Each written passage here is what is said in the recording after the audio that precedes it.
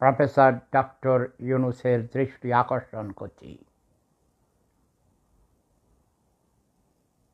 বাংলাদেশে কি হচ্ছে 10,000 কিলোমিটার দূর থেকেও, অন্য গ্রহ থেকেও বিবেকবান মানুষেরা সব উপলব্ধি করছে।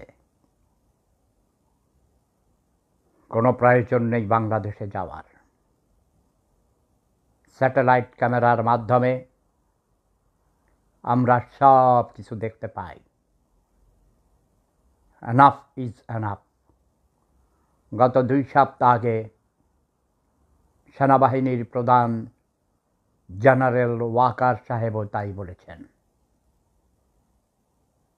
সব কিছু সীমা অতিক্রম করেছে। ডক্টর ইউনূস, হে নারী,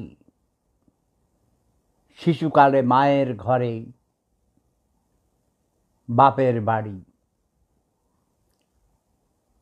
যৌবনে স্বামীর বাড়ি, বৃদ্ধাকালে ছেলের বাড়ি।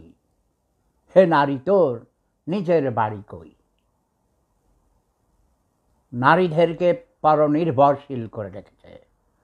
এই পুরুষতান্ত্রিক সমাজে নারীদের স্বনির্ভর হওয়ার কোনো সুযোগ করে দেওয়া হয়নি। প্রফেসর ডক্টর ইউনূস সাহেব, আপনি একজন স্বনির্ভর কর্মীও বটে। আপনার গ্রামীণ ব্যাংক সৃষ্টির আগে আপনি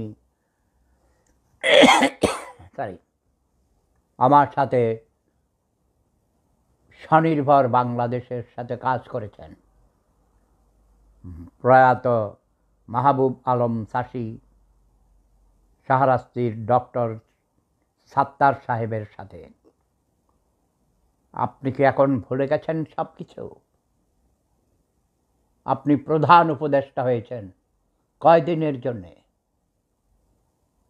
চিরকাল আপনি এই ক্ষমতায় বসে থাকবেন? শেখ হাসিনার মতো লোহমানবিকটা টিকতে পারে নাই, হাওয়ায় উড়িয়ে দেওয়া হয়েছে। জনগণই শক্তির উৎস।